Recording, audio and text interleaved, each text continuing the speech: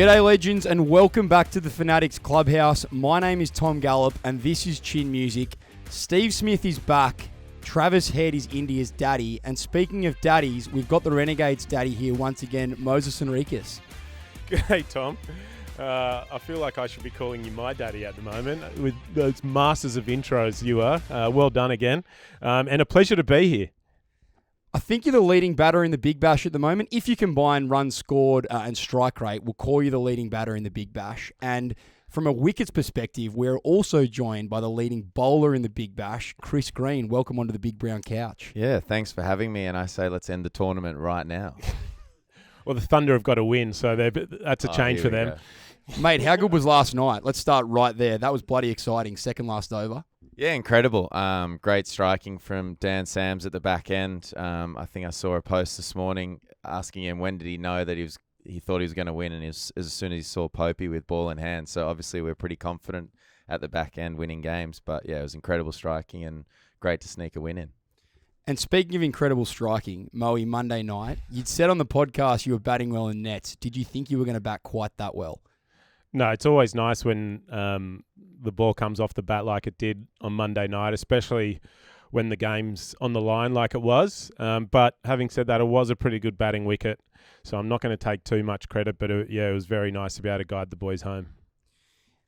We had a bit of feedback during the week from Sadar Baha62. He said that every word Moses utters makes complete sense. What do you think's better at the moment, your performance on Chin Music or the way you're hitting the ball? Mate, I feel like they're both pretty average, to be fair. But I really appreciate the feedback. That gives me a lot of confidence moving forward. I hope I can use that argument, in arguments with the missus and family and stuff like that in the future, because I often get told the exact opposite of that nothing I say makes any sense. So, no, I'm very appreciative of that feedback. No, I'm a very big fan of what you say on this podcast, Moe. A lot of passionate feedback coming in, particularly around the use of timestamps. Hugo has been working so hard to try and make sure we've got timestamps this week. So do not worry, fans. We have timestamps this week, and I think the other episode's been backfilled as well, so you can make your pick about what you want to listen to. Boys, big week coming up. You guys are playing each other in the Sydney Smash on Saturday, and we are going to get to that. But obviously, let's jump to Brisbane quickly, where the test match has ended in a draw, or it's very close to ending in a draw. Bit of a stop-start game, but I think still a good advertisement for test cricket, despite the fact they were on and off. It rained a lot. Conditions didn't really play along, but still an exciting game. I want to start all the way back at day one, where India won the toss and decided to bowl. Statistically, you are better bowling in Brisbane, but I think a lot of the chat since has been that maybe they made the wrong call. How did you see that one, Moe? Look, I didn't mind the call. It's pretty easy in hindsight to turn around after the team batting first has scored 450 and say, oh yeah, we should have batted first. But we did see, even once India got out there to bat, in their innings, which is much later on in the game, the Australian bowlers were still getting the ball to talk a lot. We also saw Jaspirit was able to make the most of those conditions, and kind of like I mentioned on the last podcast that we had, that again, India relied really heavily on Jaspirit. I tipped last time that Mohammad Siraj was going to step up this game, and whilst again he sort of bowled some pretty steady stuff in spells, they're still lacking anyone to really support Jaspirit and back him up. And I think he had figures of 6 for 76 off close to 30 overs, and Australia is still able to score 450. Which tells me the rest of the bowlers have gone 4 for 380. So there's there's some questions to be asked in terms of how they're going to, find some impact away from Jaspirit. I'm sure if they had, and it is very difficult to have three bowlers of Bumrah's quality, but I think when you win the toss and you bowl first, you definitely want your seamers to be making impact. And unfortunately, it was only Bumrah that could really, make an impact against the Australian team. Greeny, you've captained a lot of teams. I'm interested in the age of data, Moneyball and thereafter. I'm interested to hear about how much data plays a part in things like the toss, because I saw that in 40% of cases where teams have won the toss and batted at the Gabba, they've gone on to win, but 45% of teams that have won the toss and bowled at the Gabba have gone on to win. So statistically, Rohit made the right call. How do you go about making these decisions, kind of using your gut against data? Yeah, it's a funny one. In my limited experience of Shield cricket, Moe as captain always says be highly unemotional around the tosses, and I think being a spinner and batting 8, when I go out and look at the wicket, I find myself being highly emotional about the tosses.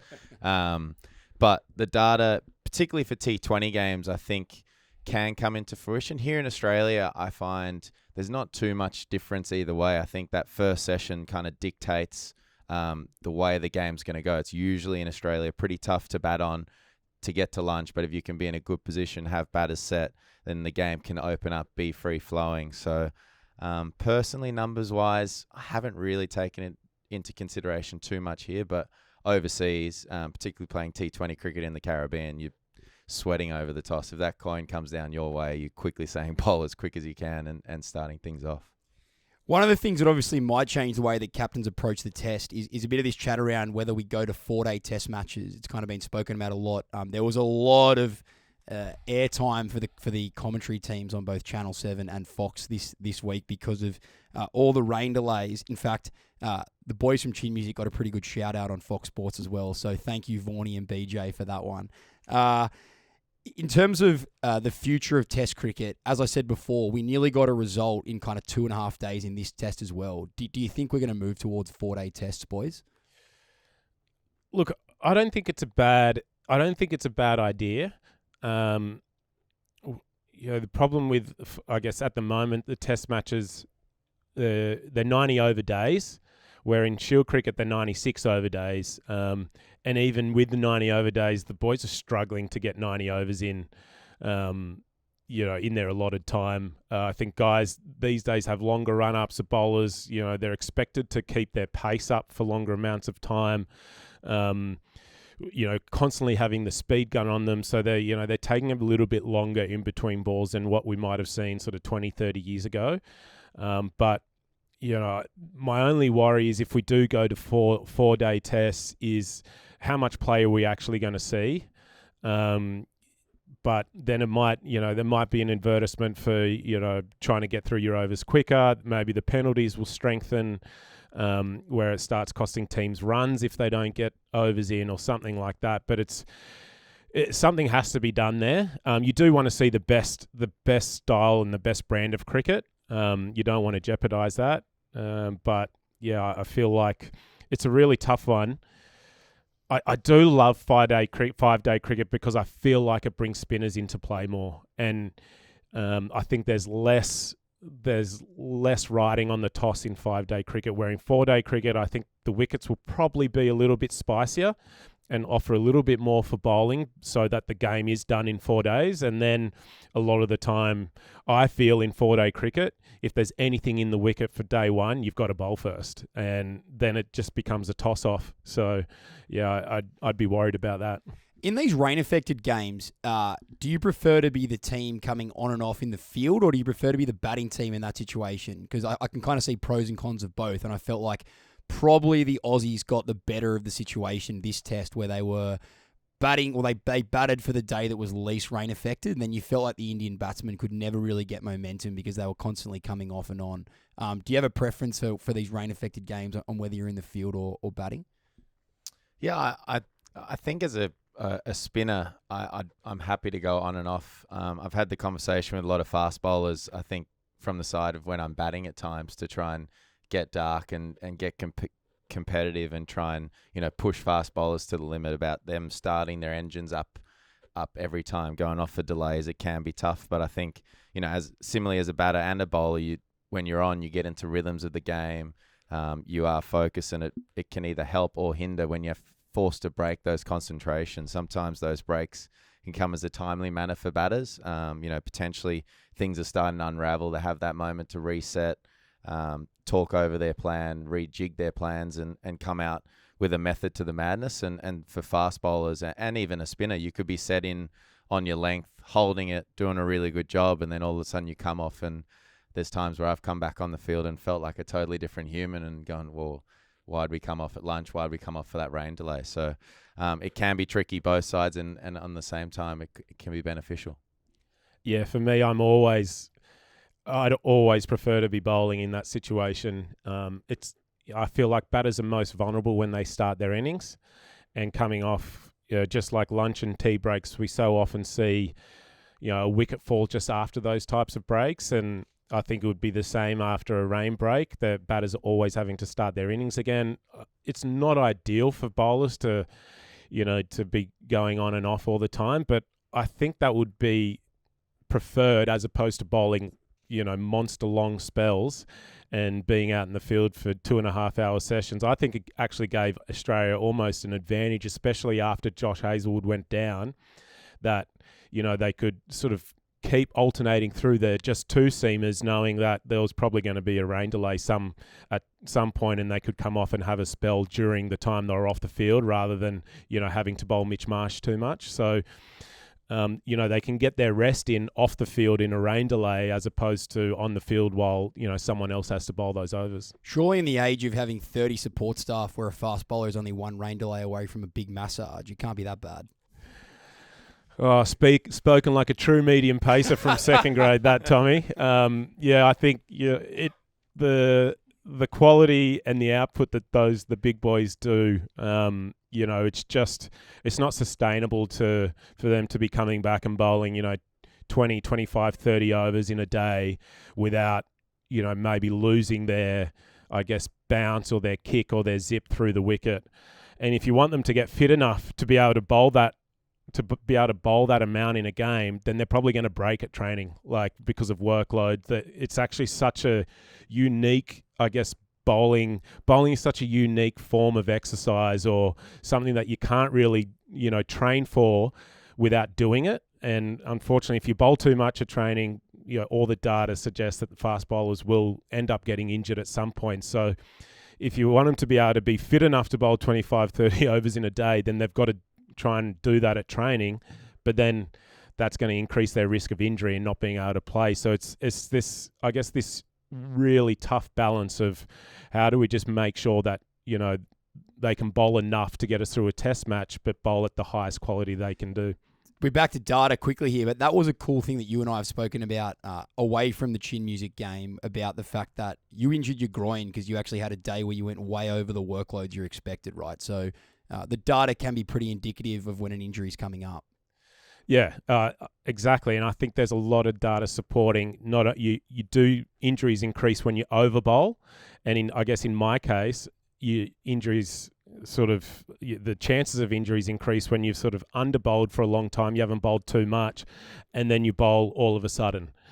So they want to keep things pretty level, pretty keep it pretty even throughout the year. And that's as statistically in data, like we've been talking about so far today, that's the safest way to keep bowlers on the park. And you were obviously a little bit worried about getting cool in this environment, so you brought a jumper with you today.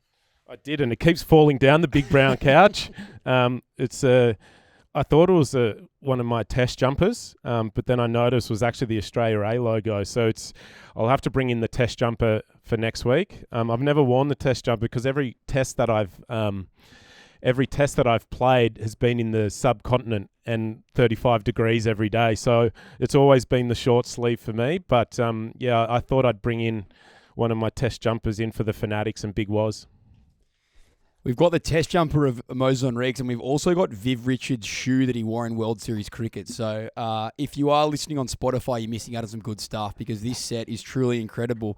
Bumrah is going through Australia again as we speak. I think we're three for not many. McSweeney, Marnus, and Usman all out. Is this starting to get super concerning for the Australian top order? Are we going to see a change in the next two tests?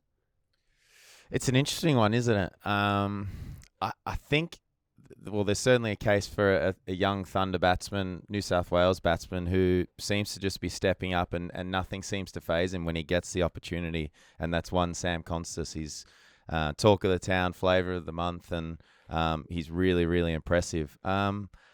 How much swagger's he got, by the way? He's like a combination of Chris Green and Moises Henriques, and he's only 19. It's unbelievable. I loved his last night when he celebrated his 50, and he gave the little Thunder his first ever game for this club, and he's pulling on the logo like he's been playing for the Thunder for 15 years. It was brilliant. He's been supporting them since a kid, so he's been out in the stands. You've seen it on Instagram. He's been there since a 10-year-old, loving the Thunder. So that's what we promote out west. Yeah, but he was dying for a Sixers contract a couple of years ago, Greeny. Unfortunately, you guys snuck in too quickly. It was a great pickup there. It was a great pickup. Well done. He played beautifully yesterday, and I think it's a great call from Greeny. I think he's just continuing to apply the runs and apply the pressure in all the formats he's playing, which is great signs for Australian cricket, not only now but in the future for sure. It seems to me like every time we see him bat, he bats better. I mean, like he got the 100 in the Prime Minister's 11 game, and he went for a few expansive shots, and it didn't look like he was hitting the ball super cleanly. He got away with a few, still batted beautifully. But then last night at Monaco, he's absolutely he was hitting everything clean, no matter what he went for. So I mean, that's 3 weeks apart, and it seems like he's gotten even better still. Yeah, I think one of the things that has impressed me watching him go about his business is he has a lot of self-belief and self-confidence, but it's just this almost stubbornness to just back his own way and trust it. I think I can only imagine how many messages of input from different players, coaches, and the like, just trying to mold him in a different way, tell him what he should and shouldn't be doing. But I think that's the thing that I found most impressive is it's just been his way of growing and getting better and more consistent. I'm sure there's a few people leaning on his shoulder. I know Shane Watson's a big mentor of his, and obviously he reviewed that LB nut last night. That was a bit of a hark to Watto. Yeah, that was just a omen to Shane. But I think that's been one of the key things that has stood out is, everyone wants a little bit of the next bit of hot property on town, and he's just been able to bunker down and trust his own way and not get overexcited with the hype around him, but almost use that to add to his self-belief, self-confidence. Every time he goes out to bat is just, you don't deserve to be bowling at me on this wicket right now.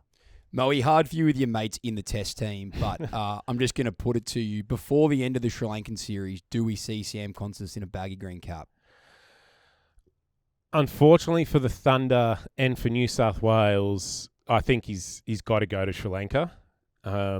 Whether he plays or not, I don't know the answer, but I think he has to go on that tour. Whether he plays Test 4 or 5, I'm not sure, but I think he's got to come in to the squad and start experiencing what international cricket's about and how those boys prepare. He's still got a lot to learn, and the batters in that team can still offer a lot to teach and help him and guide him through. But I think he needs to be in that environment. I think I've said it a few times about him. I remember the first time I saw him bat at New South Wales training, and I thought, this kid's just passing on here. Like, he's just stepping through. He's not going to be here for long.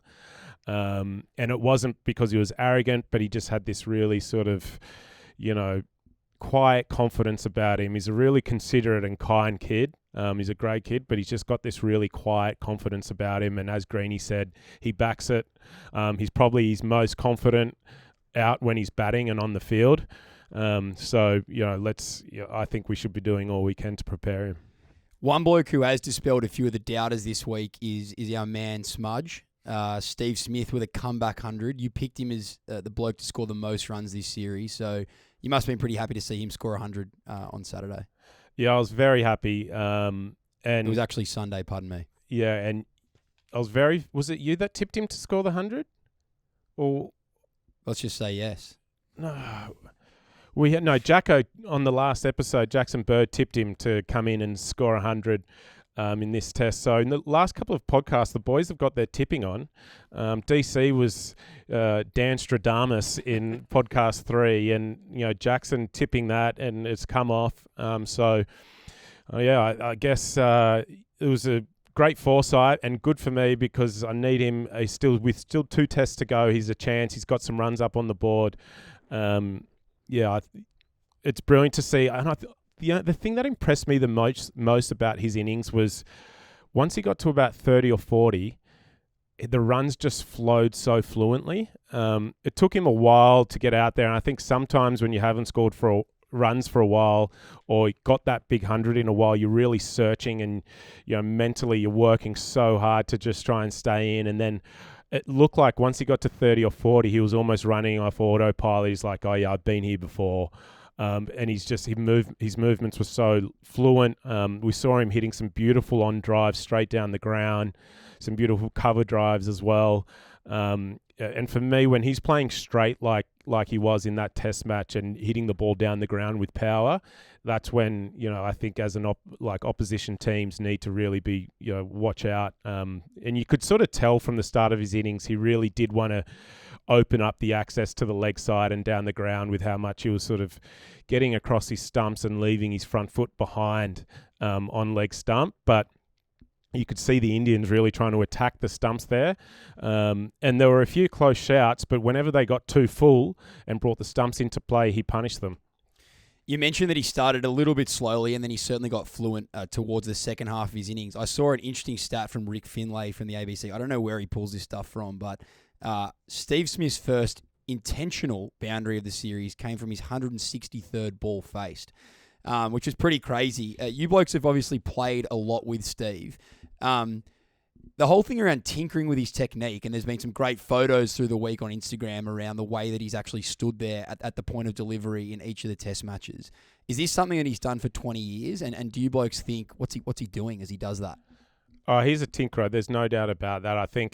He started the whole prelim. I think it was a test match in Perth. It was Ashes, and I think it was Ben Stokes, or it might have been someone else who was he was mid spell, started bouncing him with a bouncer field, and he just decided at that point he was standing still. He didn't even have a prelim, and he just decided mid over, I'm going to try and give myself a bit more time and a bit more, I guess, get back on my stumps a little bit more. So he started his prelim and started going back and across and keeping his body a little bit more open to the bowler, and then he decided, you know what, that worked pretty well, and I was really accessing the short ball beautifully. And whenever they pitched it up, I had pretty good access as well. So mid-game, he just decided to do that, and he stuck with it ever since then. And that's been a formula for him that worked.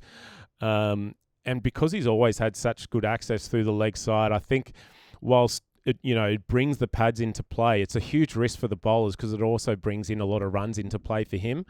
I don't think he's ever had a problem. I don't think it is a problem for him tinkering in between tests, because deep down I think he still believes no matter what sort of technique he goes into the game with, he can still score runs with it. I think it's a problem for players when they're tinkering and they're trying to find something. They're trying to fix something, or they're trying to find something, and it's because what they have at the moment isn't good enough. Or isn't Smithy always trying to find his hands? Yeah, he is. He's one of those guys that relentless. He's just always trying to improve. But I think what he has is this, unabating belief in what he's got at the moment is still good enough. He always wants it to be better, but he knows no matter what technique he goes out into the game with, that he's going to hustle and he's going to, work it out. And he believes that what he's got is still good enough to score runs in Test cricket, which is probably the hardest thing to have. Greeny, from a bowling perspective, does it make it hard, or is it? Talk to me about the difference between bowling to someone like Steve Smith with a super or a non-traditional stance compared to a Moises Henriques who has a beautiful, still, stable head stance. How does that change things for you? Yeah, I think I've only bowled at that duo once. It was in a Big Bash game at the SCG, and Moses did a very good job of just getting a single because Steve Smith was batting on a different wicket, got 100 on a wicket that was borderline impossible to bat on. I think every other batter failed. I know we certainly did in the second innings, but it was incredible to watch. And the thing that I think that impresses... A single. I hit you for one of the biggest sixes ever that night, Greeny. To the long boundary about 30 rows back, as I recall. Must have been at the end of the spell, yeah. That's 6 singles in one balls, my friend. Must have followed 5 dots. That's why he did it. But yeah, I think, back to it. Come on, mate. Concentrate. I think the thing that impresses me about him is he's got such an array of shots. Like Moses was saying, is he's constantly tinkering. But I think it's just because he's got so much talent and aptitude to adapt to different circumstances. And I think if I had that going on in my head with that ability, is you'd want to, as any batter does, you want to try and show off all your skills at once. And that's the thing that impressed me about this innings, and as it has done with many of his innings, is just his ability to focus in on what his plan is right then, and then he'll adjust it to what's suited or what he thinks is best, and then go on from there. And it makes bowling at him incredibly difficult. Yeah, I just want to pick up on something Greeny said there. I think adapting, and there's just no one better. Like, he scores runs everywhere around the world, subcontinent, South Africa, England, Australia, New Zealand. Like, he plays well everywhere. And I think that's a really good point that Greeny brings up is, we see so many international players that struggle in certain parts of the globe, and that's so normal. And, but for him, he's had success everywhere. And I think it's because of that ability, like Greeny mentioned, to adapt and problem solve and figure out what's going to work in different conditions. I had a bet with Steve Smith a couple of weeks ago that if I beat him in golf and he scored 100 in the next 2 tests, that he would come on this podcast. So Steve, unlucky mate, you got the 100. So we're looking forward to having you on in the next few weeks. Excited to hear more about the next big tussle between Green and Henriques in a couple of days' time in the Sydney Smash. But just on the kind of topical tussle or the how do I say this, battle that is very much going in one direction. Travis Head, who was coming off 3 consecutive golden ducks at the Gabba, scored his second consecutive 100 and has now scored 381 off 402 balls in his last 3 innings, starting with the second innings at Perth. How well is Travis Head going, and why does he seem to make facing Bumrah so much easier than everyone else? Yeah, it's a really tough. Sorry, that was a really messy question. No, that's all right. It is a tough one to answer, because the thing I love about Travis, and we're probably seeing it around the globe a little bit more now, is that he's constantly putting the bowlers under pressure, which makes it very hard for bowlers to set in. And I think Test wickets these days, maybe what we're seeing in the last year or two is there's probably a little bit more in it for bowlers than maybe what there has been in the past. There's been a lot of talk about test matches going for 4 days rather than 5, not quite getting the duration. And we see guys like Brook and Head who are really dominating, test runs in the last sort of 12, 18 months. And they're both batters who love to put the bowlers under pressure and really get on with it. And I think that's, a testament to, in conditions when it is a bit green or it is a bit spicy, there's more than likely going to be a ball with your name on it at some point if you're going to face a big number of deliveries. And it just so happens that Travis and Brook have set up their games to go, yep, okay, you might bowl a good ball, but I'm going to try and score off as many balls as possible in between those good balls or in between those unplayable balls. And it's not easy to just walk out there, and be able to hit the ball to different parts of the ground, especially when the bowlers are just trying to hit like a really nice area. But he's obviously lining the ball up beautifully, very well. He's so hard to bowl to because how well he hits through the offside off any length, whether it's driving, cutting, back foot punching. I think he accesses a lot of different parts of the field really well. But then you combine that with his aggression, it's just a nightmare because you just can't settle into a rhythm against him. If you're a bowler, you're trying to stop runs as well as take wickets, rather than, sometimes maybe when you bowl to, say a Marnus or a McSweeney, you're not as concerned with the scoreboard and how quickly they're going to score off you. But when you're bowling to Travis, you're like, I've got to stop the flow of runs, and then you're probably not bowling with the same sort of freedom. I got to say, I think he's got my favourite 100 celebration as well. I don't know what people think about it, but I love the helmet on the bat. Yeah, it's awesome. It's Chris Gale-esque in the IPL when he sticks the helmet on top. And yeah, just to pick up Moe's point, I think as a bowler, you just feel like your margins are so small. And I think that answers the question for me about the 4-day tests as well. You see the success of these guys coming through short format cricket. Travis Head in the IPL seems in T20 cricket has found his gear, as well as test cricket, Harry Brook and the like. They're just, as a bowler, you feel like you can't just miss that area and you'll get a leave out of it or a forward defence. If you miss that area, that ball's going for 4 or 6 if you're a spinner or a seamer. And it makes it so hard to just keep it in that area for long periods of times because there's so much pressure on it, and that's been a joy to watch. Going to the Indian side of things, I guess they started so well in Perth. They've done a really good job of fighting back in this second Australian innings. Australia currently 5 for 30 as we record, but no doubt there's going to be some question marks over their team in the coming week. KL Rahul, one end of the spectrum, doing really well. He batted beautifully yesterday.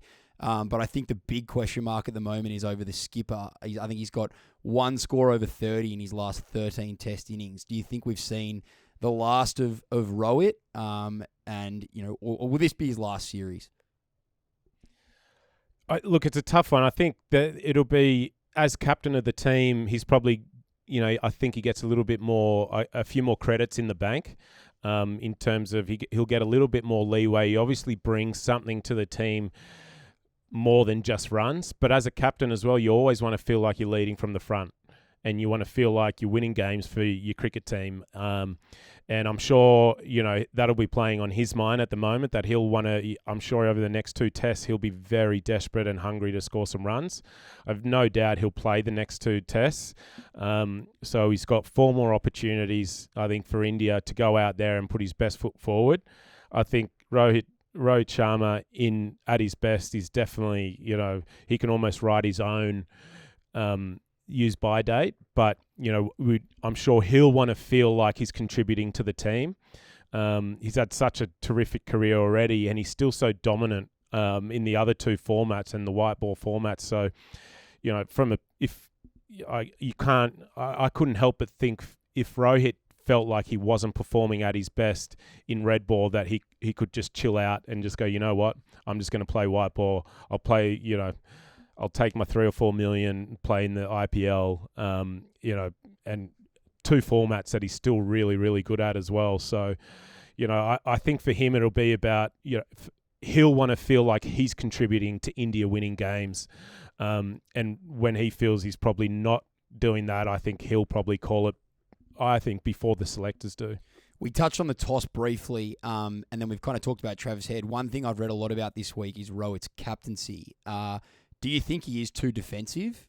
The big thing that I've noticed is Travis Head comes out, deep point goes straight back, and before you know it, heads 30 or 40 because he's got that massive gap to score through. Yeah, I think I recall similar discussions when the Aussies in the Ashes and trying to combat Bazball and would have point out and they'd drop and run, take an easy single, and that's typically the toughest time to start your innings. Is you want to force the batters to hit through the field, play big shots, but when he's in such a rich vein of form and you're trying to control the scoreboard, perhaps starve him of boundaries to search in different areas, those defensive fields can be actually attacking options.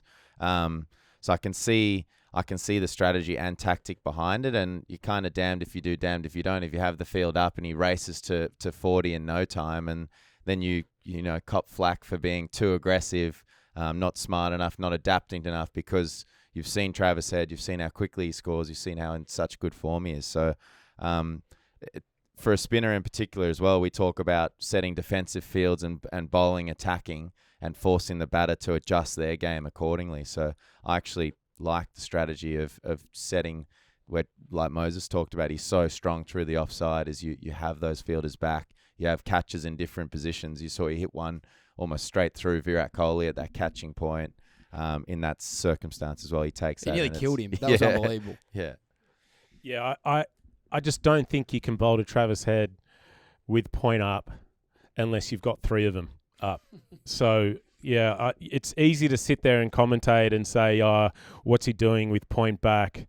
But then he'll hit 3 boundaries through there, and then it'll be the opposite. It'll be, why does he still have point up? He scores all his runs through point. He's got to have point back. And for me, I sit in a little bit more of the Rohit camp there, and I'm like, okay, this guy, that's his biggest boundary, and he loves to score there. He wants to score there all the time. Let's shut down that and try and make him look for boundaries somewhere else, because he will. He's not going to just sit there and take the single to point, and he wants to hit boundaries. He wants to get on with the game. Unfortunately, he's just been able to find other boundaries or, hit at either side of point. So it might be a case of, they take a slip out a bit earlier and have some other guys in that point region as well to either stop the flow of runs or for another catcher. But I think, to just bring the guy in and then just keep allowing, if you think it's a release of pressure, a single going out to deep point, imagine what 2 or 3 boundaries is. That's the biggest release of pressure possible when the batter starts feeling like they're ahead of the game. Travis is a type of batter, I feel, that he's always going to be hitting boundaries. So the longer you can starve him of boundaries, whilst he might feel like, he's not really going to get out, but as we mentioned before, there is going to be a ball with your name on it on these types of wickets. And if you can starve him of those runs in between that, then I don't mind that tactic. And I just don't know if 3-4 slips in a gully is the right shout, because then all of a sudden, instead of being 30 or 40 balls, Travis could be 70. There's been some massive predictions on the Big Brown Couch so far. The boys have just backed Rohit to bounce back. So if you are an Indian fan, I think you can look forward to the things to come in Melbourne and Sydney. We will preview Melbourne next week. I think there's some big talking points after what we've seen in Brisbane. But it would be silly not to have a bit of a deep dive on the Big Bash, and in particular the Sydney game coming up, given that we have 2 of the bigger heavyweights in the Big Bash competition. Saturday at Homebush. It's the first game at Homebush. What can we expect from conditions out there? Do you think the wicket will be ready to go? Yeah, well, look, we played a practice game out there last Friday, and they've made a serious effort to bring in the drop-in wickets a lot earlier than they usually do, and there's been less disruptions than they have had in the past with multi-scheduling out at NG Stadium. So I think it will take a bit quicker, and there is a hope that it will produce better wickets. When they are lesser wickets where, I think Punter said he didn't enjoy the one last year when we played the Scorchers. I absolutely loved it because it meant I was spinning the ball in Australia, which very rarely happens. But for a product, an entertainment product, you want a lot of boundaries. People, unfortunately, don't pay to come watch me bowl dot balls. They pay to come watch me get hit over the boundary. Mate, I was frothing last night. Don't worry, it was great. Particularly because you were coming on the podcast. I was like, giddy up, Greeny. But look, I think it's been sold out for a long time, and it's always a great clash. And I think the fact that both sides have started off this season with a win, coming into Saturday, there's going to be a lot of talk around it, and it's a great match to be a part of, whether we host it or the Sixers host it. I couldn't work it out on Crick Info, but is Saturday your 100th Big Bash game? Yeah, it is. Yeah, long time. We've got a habit of getting people before big milestones, Moe. Very exciting. Yeah, that's cute, Greeny. 100 games. I remember my first 100. Well done, Green. That's a huge achievement. In all seriousness, so I mean, a testament to you, and it'll be a great honour for you to take part in your 100th game in a losing team. I had a bit of a note here, actually. Get Moses caught long on running in again. Yeah, probably.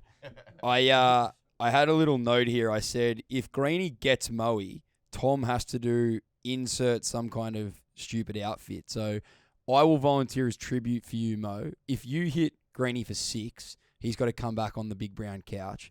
But if he gets you, what are we going to give him? I don't know. Maybe you can get him an early Christmas present. I've heard you got a couple of good ones in store for next week. We are doing a Christmas edition next week, and I have indeed sorted Mo some pretty exciting presents. So tune in for that. One thing I want to talk about is there's been a bit of chat about the decline of aging batsmen, and the Thunder have obviously gone all in on Dave Warner this year. He's taken your spot as captain, but Warner, obviously phenomenal player, one of the true heroes of the last 20 years. How's it been having him in the squad? Yeah, it's been great. Look, Davey, the last 2 years has come in like a firecracker that he is for the 3 or 4 games that he's played, and to have him committed for 2 full seasons, and there's a big thing in him and the Sydney Thunder overturning his leadership ban, and it's very clear that he wants to leave a good legacy within the cricketing world, particularly here in Australia. His family's heavily involved, and I think he's been really great around our group once again, and really leading from the front. And I think for Sam Konstas, who we spoke about earlier, to open the batting with David Warner, guys at the opposite ends of their career, I think it'd be great for Sam, great for all our batters, and that's something that he's done in such a selfless manner, much the same that Moses does at New South Wales, and I'm sure at the Sixers, is take a lot of the young up-and-comers through under their wing and nurture them through and really invest time and effort and energy into them. And that's been the thing that has impressed me about Davey, who's so busy off the field and loves to be busy, but when he's there, he's really invested in a lot of our squad. That raises an interesting point about a cliche, or what I've always thought is a cliche. You hear a lot in the media about, it'll be great for Sam Konstas having Dave Warner around. How much impact does it actually have? And if you guys cast your minds back to kind of the start of your careers when you were in your early 20s, were there particular older players that actually did have a big impact on your career as you reflect? Yeah, I do want to just touch on Davey, and he's always had this, I guess, unwritten leadership that he displays where, whilst he might not have the captaincy next to his name or the vice captaincy, one thing he's always done really well is what Greeny just spoke about, of taking the younger batters, especially the younger batters, under his wing. And he does it in a really unique way where he actually gives them shit. But it's really kind-hearted. It's really, kind. He gets them involved and he expects them to give it back to him. And it makes them feel comfortable and part of the squad and part of the squad culture.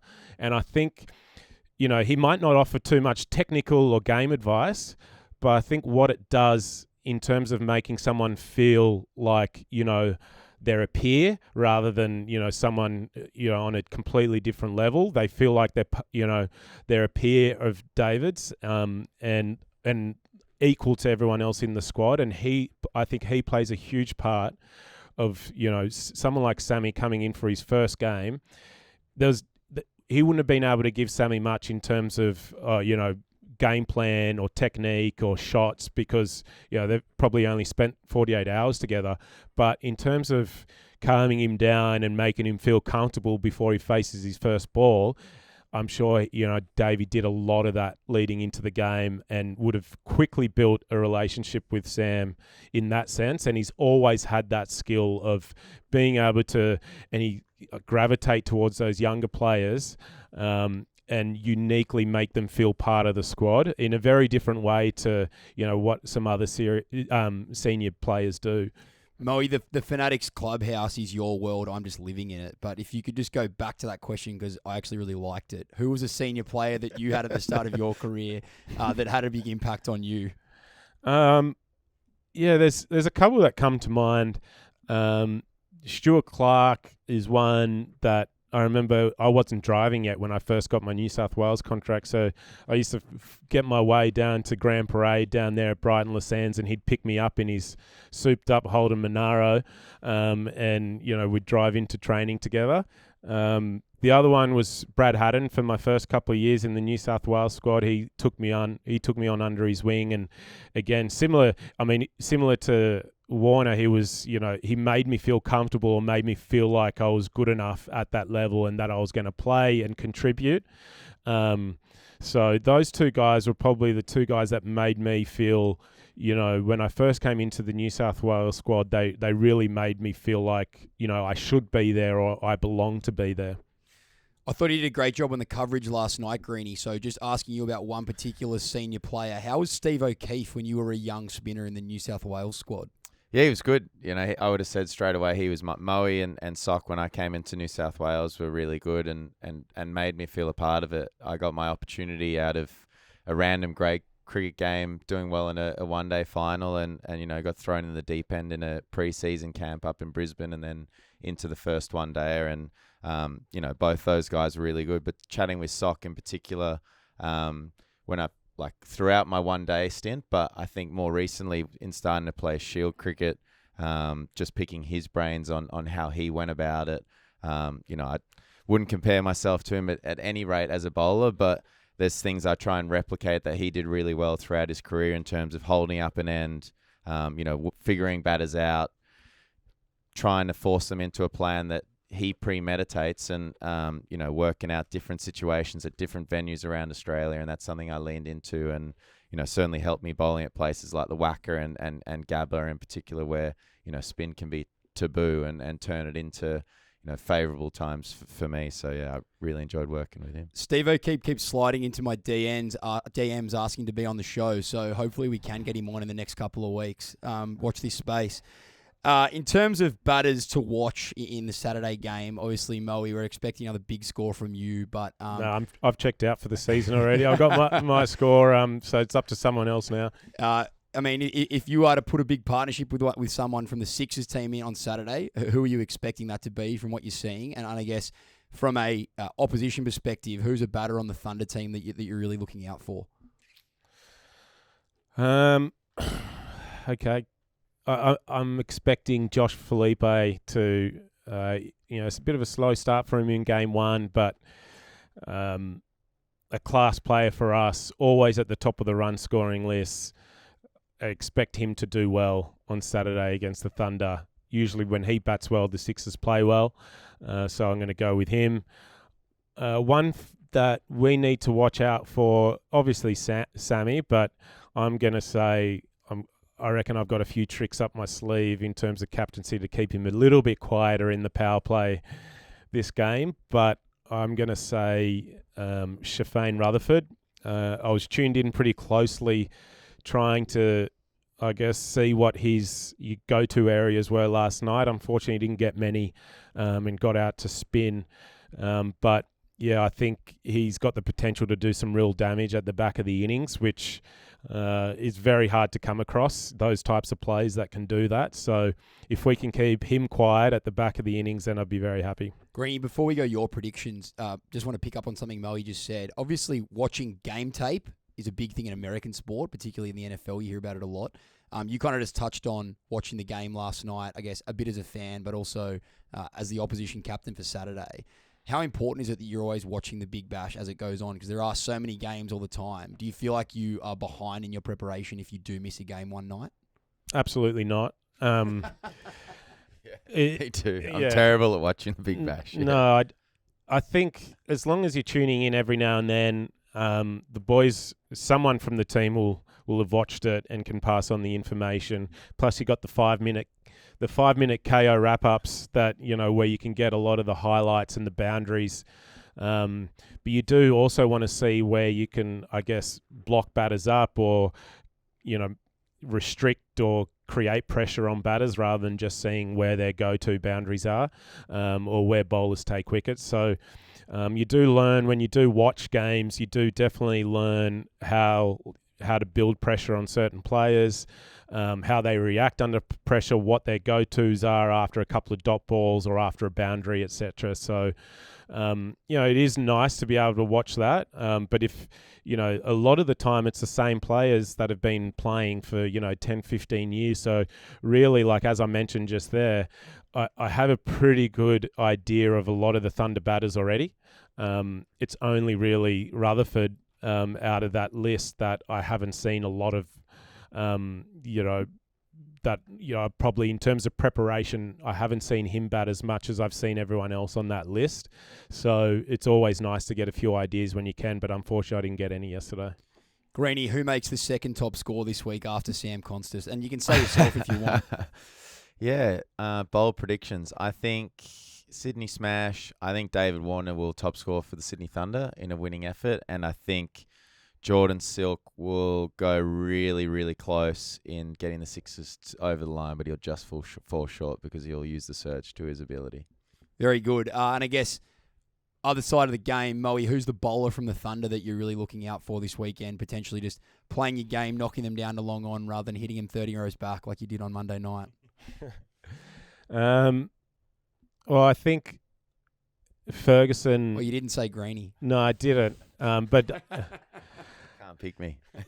No, well, it's both of those guys. I think they can, like their power play, how they control the power play will play a huge part for us. I think obviously Greeny getting Linney, especially last night in the power play, helped restrict the strikers somewhat, even though Weatherall still went hard at the other end. But, if we can get ahead of the game in that power play, how we control Ferguson or how we play Ferguson will play, I think, a huge part in the game. And I'm expecting McAndrew to bounce back as well. I think he's been one of the form bowlers around in Australia in all three formats over the last 18 months. And he had a sort of tough night last night, but I'm expecting him to bounce back as well for them.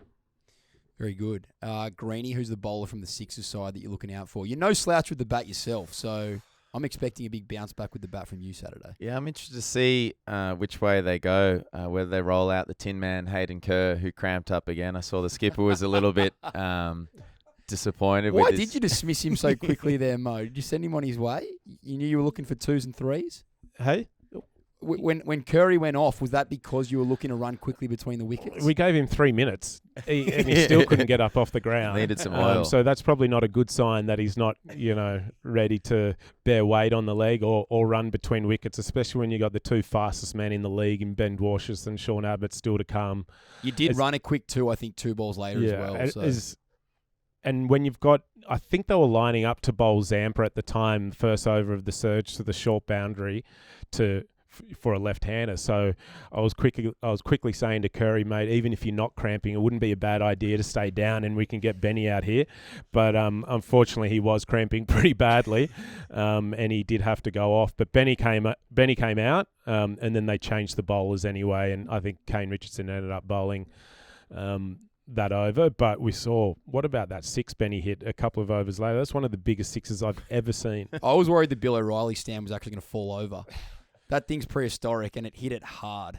I've never seen a ball go that far, or hit that, get on that roof or hit that roof. That was just, and we weren't even on the furthest wicket there. We were a couple of wickets in. It was just an extraordinary strike, and being out there live, you could hear the crack of the bat. It was something else.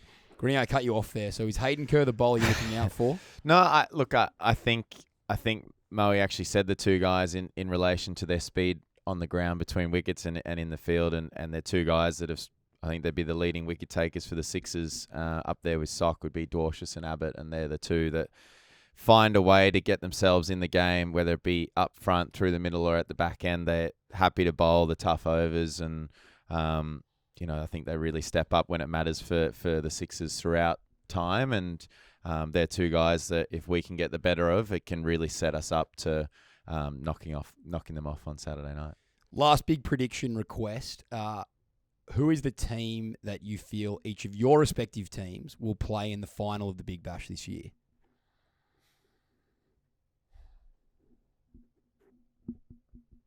I'd love to play the Sixers in a final. I think. Has it happened before? No, I think when we've done well, they've done terribly, and when they've done well, we've done terribly. It's never been both of us. Even in a finals race together, I can't even. The one year the Thunder did well, we didn't make the finals. So, I think there are a couple of years. There are a couple of years. That was about 10 years ago. No, 9, mate. Come on. But I think the spectacle of it for the Big Bash, we saw it happened already with the Melbourne Derby final, way back when I think the Stars choked it and the Renegades got over the line. I think that would be great to have it at either one of our grounds as a final, and for the Big Bash and for the rivalry and everything. So that would be my wish. Whether I think it'll happen, it could happen. I think the Hobart Hurricanes could click this year. So we could be playing them in the final instead. They'll knock the Sixers off in the semi. Moe? Yeah, look, I don't disagree with Greeny there. I think the Thunder are actually building up to something pretty good at the moment. As opposed to when they first started out in the Big Bash, the last sort of 5-6 years, I feel like they've had less churn in their player list. They're starting to get a bunch of games into a lot of their younger players. And a lot of their key players are staying on for longer, where I think in the first few years they had guys in and out of the team a lot. And I think that's going to set them up for the future, whether that's this year or the next couple of years. I think they're going to start to see some reward out of that. And, looking at their list at the moment, bolstered by Davey, of course, but, Sam obviously doing his thing. I think they've picked up some very smart recruits as well in their overseas players. Targeting those middle and late overs as a key area for winning T20 games, which they are. So I do think Thunder will definitely play a part. I'd love it to be a full Sydney final. I think that would be unreal. And it'd probably be the most nervous I've ever been before a cricket match if we were to play Thunder in a grand final, just because, we're just expected to win against the Thunder because that's just what's happened in the past.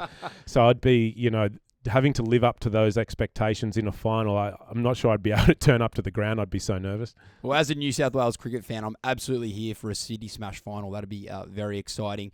Greeny, we mentioned that it's your 100th Big Bash game this week. You're also midway through a 6-year deal with the Thunder. Is that right? That one finished, so it's only 3 more years. Oh, yeah. 3 more I've years. Got a new one.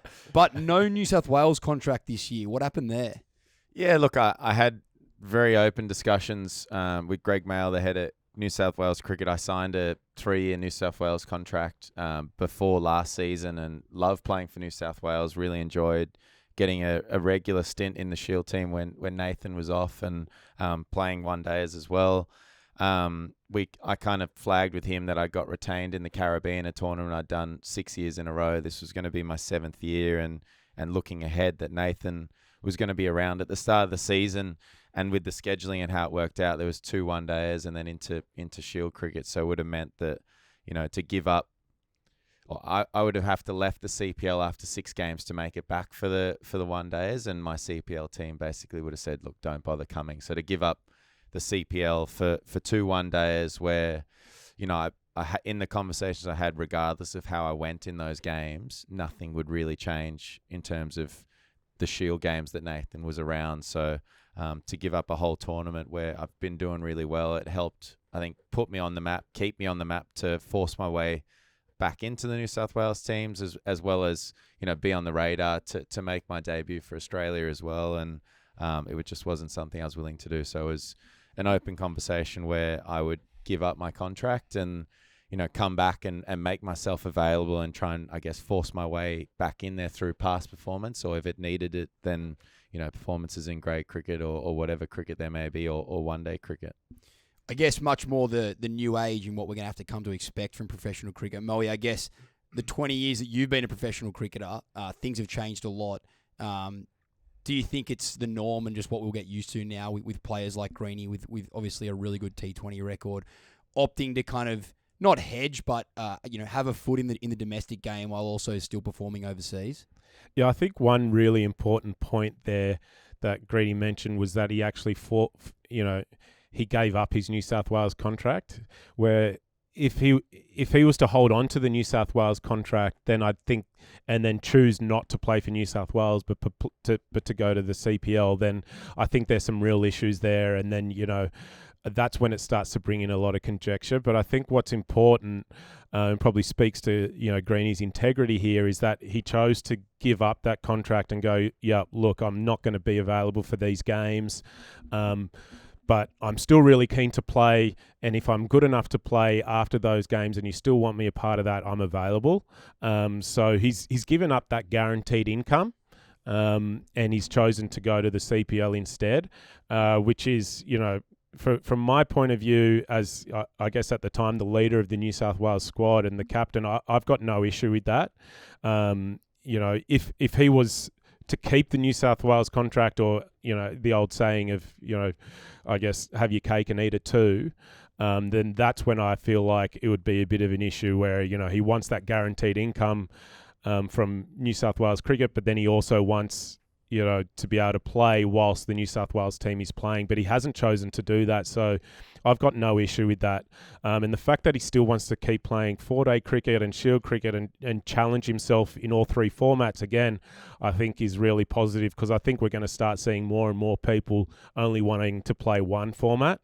But I think that again speaks to Greeny, to how much he was working on his game in all 3 formats and wanting to contribute to New South Wales cricket in all 3 formats as well.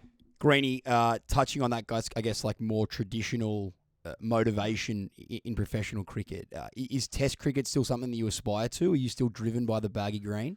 Yeah, it'd be an absolute dream come true. I don't necessarily think it's gonna. I haven't given up on the thought in the same way I didn't give up on the hope and thought that I would play for Australia, even in that T20 game that I played in India last year. I think it's a driving factor of any cricketer to try and challenge themselves at the absolute top level of the game. And, you watch, we were talking about Test cricket earlier, you watch those guys and you want to test your own game and test what it's like to be in that environment against the best elsewhere. I've been able to do it in franchise cricket against a lot of the players who are doing it, but it's in T20. You don't have that sustained long-term pressure, testing out your skill set. And that's why I think, personally, that's why I love 4-day cricket. It is for longer period of time. I end up just going out there and getting bounced for fun after they try and nick me off for 10 balls, and then they just barrage me with bounces. So it is that strong-willed pressure, sustained pressure, and that's the ultimate. It's not. In all honesty, it's not what gets me out of bed in the morning going, I'm going to get out tomorrow and do what I need to do to get a baggy green to play Test cricket. But for me, it's like, what do I need to do to get better each day with my game in order to, just get the best out of my ability. That cricket's something that I absolutely love doing. And fortunately and unfortunately, we get to do it for a set period of time. So trying to set out that day, as we talked about the aging cricketers, I want to try and play for as long as possible and get to the highest level possible and challenge my skill there. As I was preparing for this episode last night, there was highlights on my TV of New Zealand versus England, and Matt Henry got Zach Crawley out for the 6th time in the series, a true bunny. It actually cast my memory back to the 2009-2010 CAS cricket season where myself and Greeny actually tussled 4 times in the season. In the first encounter, T Gallop 65 run out. Had I not been barbecued, I probably would have got 200 that day. In the next 3 games, Golden Duck, caught and bowled green. Golden Duck, LBW green. Golden Duck, bowled green. So fair to say you got my measure there, Greeny. Can you play for the Sixers on Saturday night? 3 Golden Ducks in a row. That is Well, they weren't in a row. They came through the course of the season, but they were all at the hands of Chris Green. Wow. Do you even remember that, Chris? No. No, I do. I do remember playing a lot of cricket against Tom. Cranbrook and Knox had a very big sounds tough, rivalry. boys. Yeah. Oh, yeah. But yeah, it was a lot of fun, and we had a good stint at CAS cricket, and then an even better stint at Uni Games cricket as well, which was more fun off the field than on. But yeah, I don't remember the 3 Golden Ducks. I think I remember 2 of them. Very good, mate. Well, it's been an absolute pleasure having you on the show. One of our best, I reckon, Mo. How'd you feel about that one? You and I usually differ in how we feel about how the show went. No, I thought it was good, and it was great that you guys gave a shout-out to the private education there, Cranbrook and Knox. Don't worry, listeners, we do have at least one publicly educated on here at Chin Music. We are trying to reach all demographics, so I'm here for the public education. We have a knack of getting very good-looking guests. Greeny, not breaking that at all, mate. Thanks a lot for coming on. There was a comment on the YouTube, a video that compared me to Kevin Bacon. I feel like that was a little bit stiff, but Greeny, there'll be nothing such about you. Now that I've heard that, that's actually brilliant. You can't unsee it. Yeah, I know. Very good, boys. If you want more Chin Music, you can find us on Instagram, Facebook, YouTube. We are at The Fanatics TV. It's been an absolute pleasure. Massive game on Saturday, boys. Best of luck to both of you. We'll be watching the Big Bash closely and look forward to previewing the Melbourne Test next week, Moe. See you then, Tom. Thanks for coming on, Greeny. Thanks, boys. Cheers. Thanks, guys. Well, there it was, ladies and gentlemen. Yet another episode of Chin Music. If you enjoyed it as much as we did, please hit the like and subscribe button somewhere under here, and we'll see you on the next one. Oh, yes, Moe.